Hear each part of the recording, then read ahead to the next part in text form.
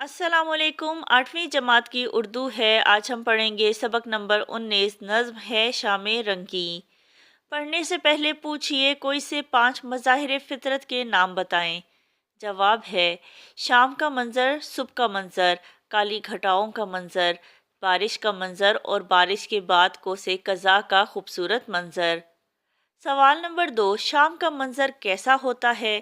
جواب ہے شام کا منظر بہت ہی دل فریب ہوتا ہے۔ اہم الفاظ پڑھتے ہیں اور اس کے معنی جانتے ہیں۔ دھاریوں کے معنی ہے تیز لکیروں۔ گوٹے کناریوں معنی ہے اس کا سجاوٹ کے لیے استعمال ہونے والا مواد۔ بسیرا کے معنی ہے رہائش۔ معمور کے معنی ہے بھرا ہوا۔ لوریاں کے معنی ہے بچوں کو سلانے کے لیے گائے جانے والے گیت۔ غرق کے معنی ہے ڈوبا ہوا۔ فسوں کے معنی ہے جادو۔ ڈھور ڈنگر یعنی مویشی یا جانور۔ مرکزی خیال، نظم شام رنگی میں شاعر حفیظ جلندھری نے شام کے مناظر اور فطرت کی خوبصورتی کو بیان کیا ہے۔ شاعر نے سورج کے غروب ہونے، بادلوں کے رنگین مناظر اور فضا میں گونجتی آوازوں کو خوبصورتی سے پیش کیا ہے۔ نظم کا خلاصہ پڑھتے ہیں۔ نظم شام رنگی میں شاعر حفیظ جلندھری نے شام کی رنگینیوں کو بیان کیا ہے کہ جیسے ہی شام ہوئی، سورج کے لوٹنے کا یعنی غروب ہونے کا وقت ہو گیا۔ وہ بھی گھر لوٹنے اور بستر جمانے لگا۔ سورج کی سرخ اور زرد کرنیں بادلوں کے گرد گوٹے کناریوں کی طرح پھیل گئیں۔ شام ہوتے ہی پیڑوں تلے ذرا ذرا اندھیرا چھانے لگا۔ چڑیاں اور دیگر پرندے جو دن بھر کھیتوں میں دانہ چگنے میں مصروف تھے، وہ بھی اپنے اپنے گھروں کا رخ کرنے لگے۔ شام کے وقت فضا میں بہت خوبصورت مہک پھیلی ہوتی ہے۔ یہ مہک دن بھر کھلنے والی کلیوں کی ہے۔ شام کی صدائیں پریوں کی لوریوں کی طرح محسوس ہوتی ہیں۔ دن بھر کام کاج کرنے والے اپنے کام سے فارغ ہو کر کھیتوں سے گھروں کو لوٹ رہے ہیں۔ یہ محنت کش سر پر چادر اور کندھوں پہ ہل اٹھائے گھروں کی طرف رواں دواں ہیں۔ شام کا آغاز جیسے ہی ہوا، دن بھر کام اور محنت کرنے والوں کی قسمت جاگ اٹھی۔ جانوروں کو چرانے والے چرواہے بھی اپنے جانوروں کو لیے سیٹی بجاتے اور گیت گاتے ہوئے اپنے گھروں کو آ رہے ہیں کہ ان کے بھی آرام کا وقت ہو گیا ہے۔ اشعار کی تشریح کرتے ہیں۔ پہلا شعر ہے: مغرب کے گھر میں سورج بستر جما رہا ہے، رنگین بادلوں میں چہرہ چھپا رہا ہے۔ حوالہ متن لکھیں گے۔ نظم کا نام ہے شام رنگین اور شاعر کا نام ہے حفیظ جلندھری۔ تشریح: اس شعر میں شاعر حفیظ جلندھری نے شام کے وقت کی منظر کشی کی ہے۔ شاعر کہتا ہے کہ جیسے ہی شام ہوئی تو سورج کے جانے کا وقت ہو گیا، یعنی غروب ہونے کا وقت ہو گیا۔ گویا سورج مغرب میں اپنا بستر لگا کر سونے کی تیاری کر رہا ہو۔ سورج کے غروب ہونے پر شفق کے رنگ یعنی جب سورج غروب ہو رہا ہوتا ہے اس وقت جو سرخ روشنی ہوتی ہے، اس روشنی کو شاعر نے رنگین بادلوں سے تشبیہ دی ہے کہ جب سورج غروب ہوتا ہے تو ایسا لگتا ہے کہ جیسے سورج اپنا چہرہ سرخ بادلوں میں چھپا رہا ہے۔ شعر نمبر 2: کرنوں نے رنگ ڈالا بادل کی دھاریوں کو، پھیلا دیا فلک پہ گوٹے کناریوں کو۔ فلک کہتے ہیں آسمان کو اور بادل کی دھاریاں یعنی بادل کی لکیریں۔ تشریح: اس شعر میں شاعر کہتا ہے کہ آسمان پر مغرب کے وقت ہلکے ہلکے بادل چھائے ہوئے ہیں۔ جب ان پر سورج کی کرنیں پڑھیں تو یوں محسوس ہوا کہ جیسے کسی نے ان پر رنگ ڈالا ہو۔ سفید اور کالے بادلوں کے ٹکڑوں پر سورج کی سنہری کرنوں سے رنگ برنگی چمک نظر آنے لگی۔ ان رنگین بادلوں کی اوٹ سے سورج کی کرنیں جھانک رہی ہوں تو ایسے محسوس ہوتا ہے جیسے کسی نے آسمان پر رنگین گوٹے کناریاں پھیلا رکھی ہیں۔ شعر نمبر 3: چھایا ہے تھوڑا تھوڑا پیڑوں تلے اندھیرا، چڑیوں نے کھیت چھوڑا لینے لگیں بسیرا۔ تھوڑا تھوڑا یعنی معمولی، پیڑوں تلے درختوں کے نیچے، بسیرا لینا یعنی گھونسلوں میں چلے جانا۔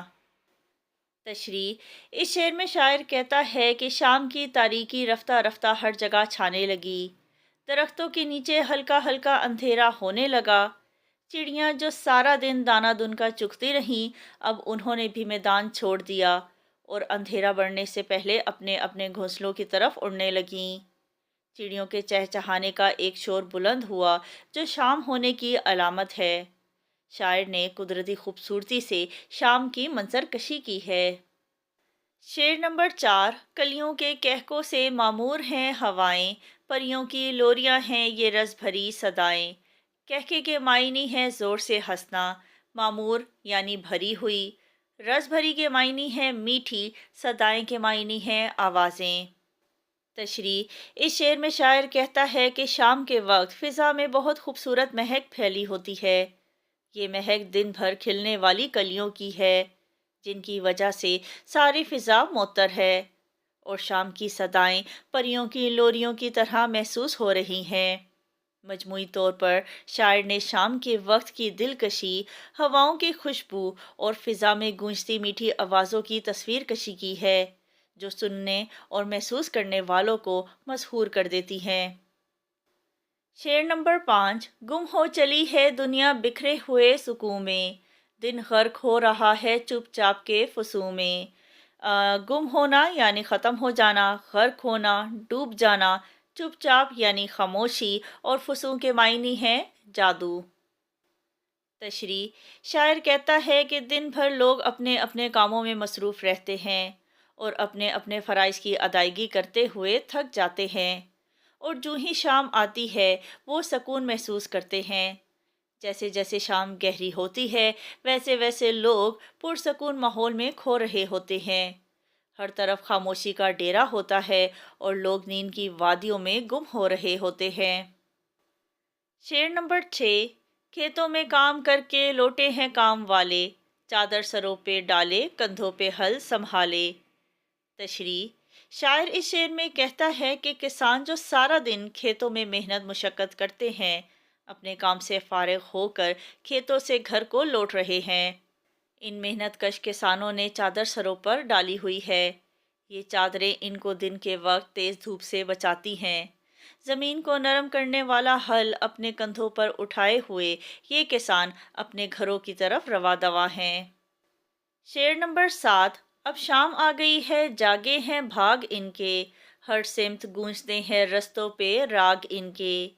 بھاگ کے معنی ہیں قسمت، ہر سمت یعنی ہر طرف، اور راگ کے معنی ہیں گیت۔ تشریح: شاعر کہتا ہے کہ شام کا وقت آ گیا اور کسان کی قسمت بھی جاگ اٹھی۔ کسان سارا دن کھیتوں میں محنت مشقت کرتے ہیں، لیکن شام ہوتے ہی وہ اپنے کاموں سے فراغت پا لیتے ہیں۔ اب وہ سارا دن بھاگ دوڑ کے بعد گھروں کو لوٹ جائیں گے اور آرام کریں گے۔ شاعر کہتا ہے کہ شام کے وقت ہر سمت کسانوں کی ہی آوازیں ہوتی ہیں جب وہ اپنے گھروں کو لوٹ رہے ہوتے ہیں۔ شعر نمبر 8، لے لے کے ڈھور ڈنگر چرواہے آ رہے ہیں، سیٹی بجا رہے ہیں اور گیت گا رہے ہیں۔ ڈھور ڈنگر کہتے ہیں مویشیوں کو، اور چرواہے کہتے ہیں بھیڑ بکریاں چرانے والے کو۔ تشریح: نظم کے آخری شعر میں شاعر کہتا ہے کہ شام کے وقت چرواہے اپنے اپنے مویشیوں کو واپس لے کر گھروں کی طرف لوٹ رہے ہیں۔ چرواہے صبح سویرے ریوڑ لے کر انہیں چرانے کے لیے چلے جاتے ہیں۔ شاعر کہتا ہے کہ شام کا وقت ہو گیا ہے، چرواہے خوشی خوشی گیت گاتے اور سیٹیاں بجاتے گھروں کی جانب آ رہے ہیں۔ پڑھنے کے دوران میں سوال نمبر 1، کیا آپ نے کسی گاؤں میں سورج غروب ہونے کا منظر دیکھا ہے؟ جواب ہے جی ہاں، میں نے اپنے گاؤں میں سورج غروب ہونے کا منظر دیکھا ہے۔ سوال نمبر 2، پاکستان کا قومی ترانہ کس شاعر نے لکھا ہے؟ جواب ہے پاکستان کا قومی ترانہ شاعر حفیظ جلندھری نے لکھا ہے۔